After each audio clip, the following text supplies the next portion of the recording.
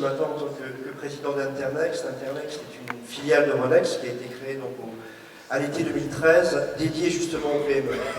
Pourquoi? Là, je vais rejoindre complètement ce que M. le ministre expliquait, ce besoin de pédagogie, ce besoin de proximité, ce besoin de travail de terrain face à un segment qui sont les PME, qui ont leur propre spécificité, leur propre problématique, et donc il serait illusoire de vouloir traiter comme on traite les sociétés du CAC 40 à Paris. Je vais dire comment on peut mieux accompagner ces PME qui, en Europe comme ici, sont de toute façon la création de valeur et la création de richesse de demain. Comment on peut faire en sorte pour que ces patrons de PME, qui sont loin des marchés financiers, c'est pas leur métier, c'est pas leur monde, comment on peut faire en sorte que dans leur sujet quotidien qui est le financement, ils intègrent à minima la bourse et les marchés financiers comme un champ des possibles. Encore une fois, on n'a jamais forcé qui que ce soit à aller en bourse, et on ne forcera jamais qui que ce soit à aller en bourse, mais ce que je dis à mes équipes chaque matin, c'est je voudrais à minima que les chefs d'entreprise que vous rencontrez puissent mettre sur leur liste des possibles les marchés financiers comme une source de financement. Un point de départ extrêmement important. Nous n'avons pas cherché à recréer un marché pour les PME. Les structures de marché, les infrastructures de marché existent, elles fonctionnent. Donc l'enjeu n'était pas au niveau de la technologie ou de l'accès, on va dire, technique des PME au marché. C'était un travail finalement d'éducation, de pédagogie, de proximité, de compréhension des marchés.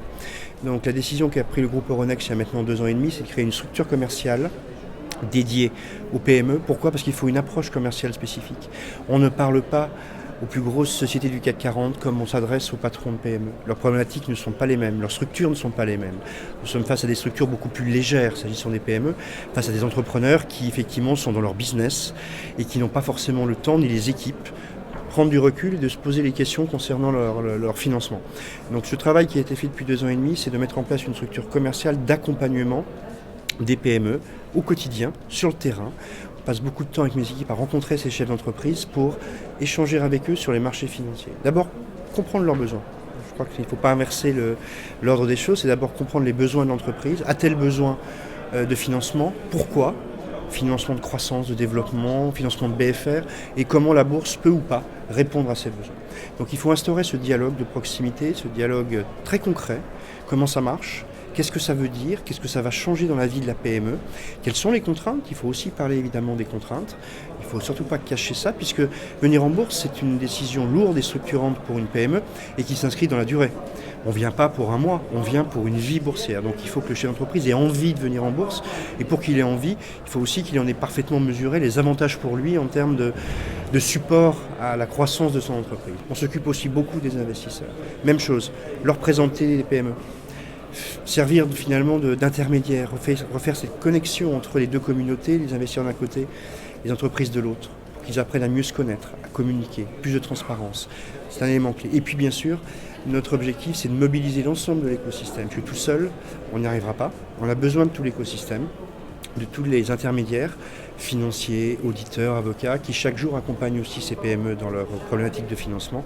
C'est ensemble qu'on travaille depuis 2 ans et demi, c'est ensemble qu'on a développé des formations, c'est ensemble qu'on organise des événements dédiés à ces entreprises, c'est ensemble qu'on les rencontre, et c'est donc ensemble qu'on est plus fort et qu'on peut faire avancer les choses.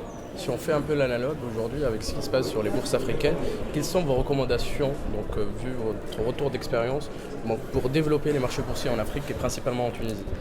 Alors, s'appuyer sur l'écosystème. Dans chaque pays, il y a un écosystème.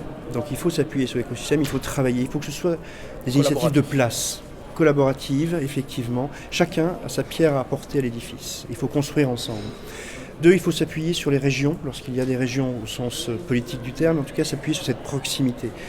Ne donnons pas l'impression d'un marché financier extrêmement global et central qui va imposer à l'ensemble du pays. Non, il faut aller voir les entreprises là où elles sont.